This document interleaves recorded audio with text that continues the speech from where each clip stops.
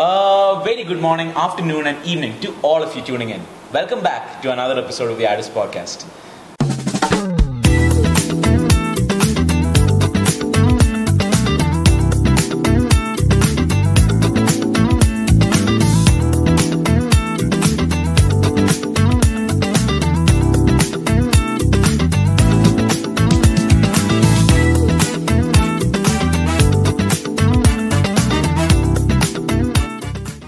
So guys, today's topic is college and college applications. How is it going for you? The applications, any plans? Yeah, I have plans. For me, I'm going mainly, I'm applying abroad and in UAE. What about you guys? I'm applying abroad as well.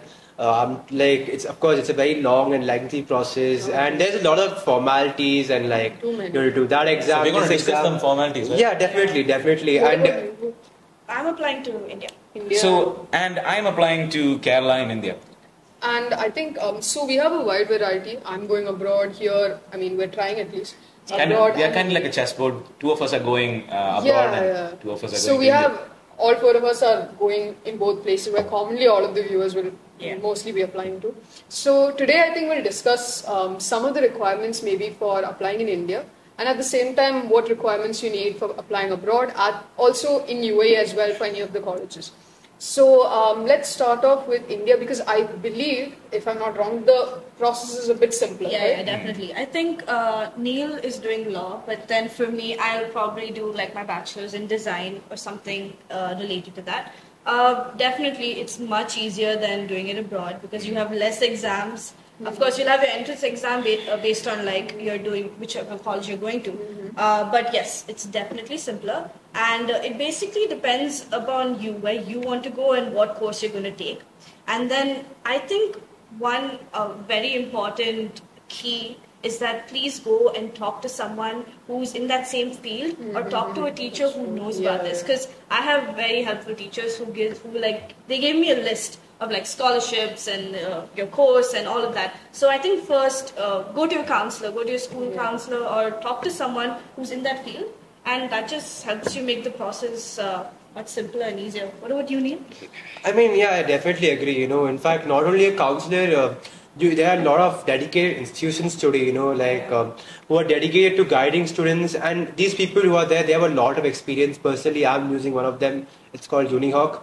So what the counselors do is they guide you, because most of us here, we don't have much experience. Even my parents, for example, they studied in India, they don't have much experience about going abroad. And these counselors, they have dedicated years of experience. Even in our school, I think I'm pretty sure we have a counselor as well. We do have a counselor. So I would definitely recommend each and every one of you to meet these counselors and just get a brief overview, get a brief outline of what you have to do. As there are a lot of formalities, there are visa restrictions, there is a lot of exams you take, and definitely these people are much more knowledgeable than all of us here about this. Yeah, so when we're really talking about, like abroad applications, again, the countries that all of us apply to are very different. Now, if we're talking about medical students, many of you all watching obviously might be attempting NEET, obviously. Yeah, NEET. If not NEET, you might be attempting other exams abroad in other countries, right? So, NEET is very common among Indian students. So, referring your science teachers or the counselor again is a very good idea. Also, asking about your seniors as well for any other help that you might need. Now, talking about abroad, it differs from stream to stream. Now, I think if you're going for medical, there'll always be an exam, I think, that you have to prep and prepare for. But if you're taking, let's say, I think US, Canada are two very common places that many students aspire to go to. I'm not restricting it to that, obviously, but they're two, and also UK as well. So these three places essentially have similar, college applications, except UK, because UK really focuses on the academic perspective, more so less. So if we're taking a very rough overview, US and Canada have, let's say, sort of like an equal play between extracurriculars and academics, whereas UK has sort of like an 80-20, which is 80% academics and 20% your extracurriculars. So I think that's for those of you who are yet to begin your research, and if you want to go and aspire to go to these three countries mainly, then maybe you can try out looking in that sense as well. Yeah. For India, Mehak, you mentioned that it was 80-20 for UK, right? Yeah. A lot more focus on academics. I'm not Yeah. trying to make light of this, but for India, Yeah. even though the application process is simpler in a way, it is not 80-20. It's 100-0 for Almost, yeah. academics and co-curricular. This is just the truth. It is completely dependent on your academics, your marks, and not much on your co-curricular activities. But that also makes it a lot simpler. So we don't have to focus on co-curricular activities. Just to add on, I don't believe that it's fully for academics Oh, because we have 5%? uh, I don't know about the percent, but I can tell you that it's not just academics because I have friends and I have my siblings who, when they go to apply for these colleges, you have these exams to write, whether it's creative writing or essay or whatever, and even speaking in your interview, these skills they're Yeah. really looking into it, and it doesn't matter if you have 100% on your report card. It's you who they're going to talk to, and in Yeah. fact, before they give you their seat in college. They just talk to you as a person before they get your mark sheet. I think a lot of Yeah. universities in India do have that. I believe many universities in Bangalore especially, they have an interview process. No, it's not only. I think it depends on Yeah. course to course. What Yeah, Nishi was obviously, yeah. mostly speaking was for medical and even for Yeah. engineering. I'm pretty sure it's a very similar tale. Yeah. But on the other hand, speaking for Yeah. law, We actually I think a lot of. I think a lot of different colleges, they have a personal interview round, they have a CV which you have to present. Yeah. So Yeah. it depends on course to course. But like Rishi said, most students are in the science stream, they're going for medicine or law, medicine or engineering. For them, yes, Yeah. marks are It's very paramount. important because the mark list is And mainly what we You have that focus on. competition, right? Yeah, For I medicine. think so. Cutthroat competition. Yeah, it's very cutthroat. So I mean, prep accordingly. Obviously, I think all of us go for coaching centers. Whoever is Yeah. applying Yeah. for NEET and JEE and engineering and all of that.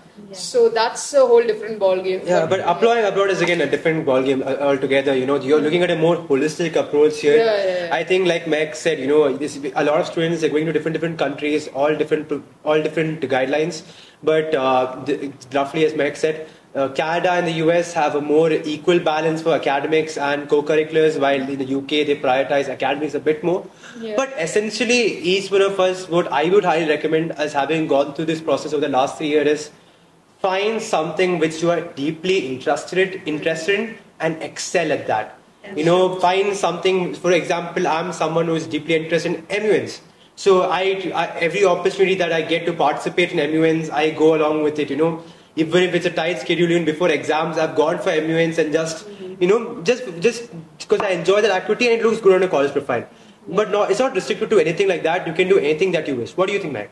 I think mainly for me, I'm applying abroad also, and I think one thing that people have to understand is that when you're doing your extracurriculars, you really have to focus it on the field that you are doing as well. Because the thing is that if I'm taking UK for example, UK wants your extracurriculars deeply related to the field. So let's say I'm taking example of law.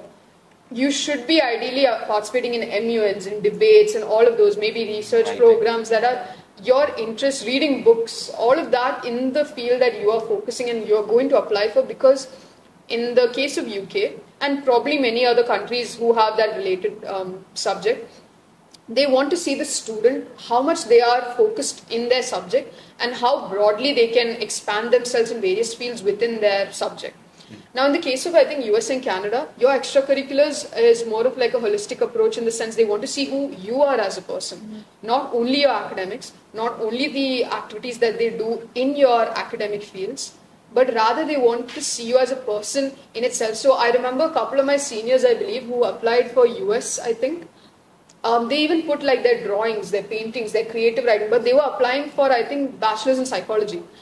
So I asked her why, because at that moment I wasn't too well aware in US and Canada applications, and she said they need to see you as a human being, as a person. They do not want to see you only as somebody who's very book smart or somebody who's only focused in activities in their field. They want to see volunteering, community work. How have you contributed to the society? And to me personally, that seems like a very nice approach because you're seen as a human being in general. I think obviously focusing only on academics can be sometimes detrimental to many students who have their passion and feel in other places as well. Right. So let's say that you are a student who maybe can't give their 100% into studies itself. it can obviously be something to consider, maybe US, Canada, or any other country that has a similar application process. I think learned Mehak, something yeah. new. Yeah, Mac has covered a lot, really well. but it's not only about extracurriculars, it's also about getting into these PORs. I'm sure you're aware of this, positions of responsibility. You know, a lot of colleges, what they're looking for is, you know, as I said, they're looking for you, what you are as a person, and they're looking for leadership roles. You know, so I think some of us are members of the student council here. That acts as a, so, but not only, Rishi, are you a club badge holder? Continue onwards, continue. Oh, I'm so sorry, but no, looking into positions of responsibility, not only as part of the student council, there are a lot of external clubs as well, you know, getting into these awards, getting into a leadership position in a club. All of these are something which signify, you know, there's a leadership quality in the student, and a lot of colleges are definitely attracted towards that. But not only about this, there's of course an academic perspective. There are a lot of standardized testing. I'm sure everyone here is aware of the SAT, isn't it? The SAT is something which is something many of us have gone through, and it is of course a very difficult process. And to define the SAT will take me a lot more time. But the SAT, the IELTS, there are a lot more standardized tests which are going on. So, like Mehak was saying about the holistic approach, India as well, right? Colleges are looking at who you are. And just to add on, India gives you an experience. Like, it's not just the college, it's the life you live, right? And it's for me personally, I definitely wanted to go to India because it just, it helps you build who you are. Genuinely, and I think so. I think it makes you independent also. It definitely makes you independent. It like builds who you are as a person, and I definitely agree with that point. But just to shift perspective towards the exams for India, so we have like entrance exams based on your college, but also other exams like CAT, CLAT. I think Neil can talk about that. Yeah, so the CLAT is essentially there are like 22 law universities in India. They are known as the NLUs. So they are typically the cream of the crop of law universities in India, and the exam is conducted in December each year. So essentially there are very different topics. You know, there's like the entrance has maths, it has legal reasoning. So it is something which is very much holistic in nature.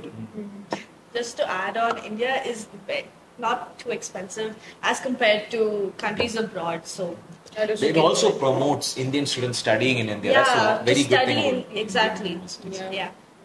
And with that, like, because obviously UAE. we are living in UAE, so we want to talk a bit about UAE as well. Now, moving on to UAE, we have, I wouldn't say we have such a lot of universities we don't have, but we have a good quality of universities, I think. And I believe that's really a good initiative by the government, which is providing quality education to students, right? Not only for their own citizens, but to us as well, and for people abroad also.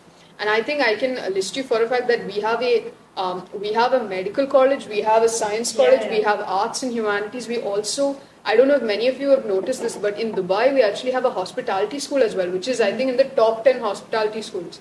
So In the world? in the world, top 10. I think it's number 9. So I think with that being said, we have so many places and opportunities right here as well. So if you are somebody that's comfortable maybe studying over here, because we have lived a long part of our lives over here, the application process I believe is to a certain extent very similar, because it depends on, because some universities are branches, like NYU if you take for example. NYU Abu Dhabi is US based college application, so you'll be following that.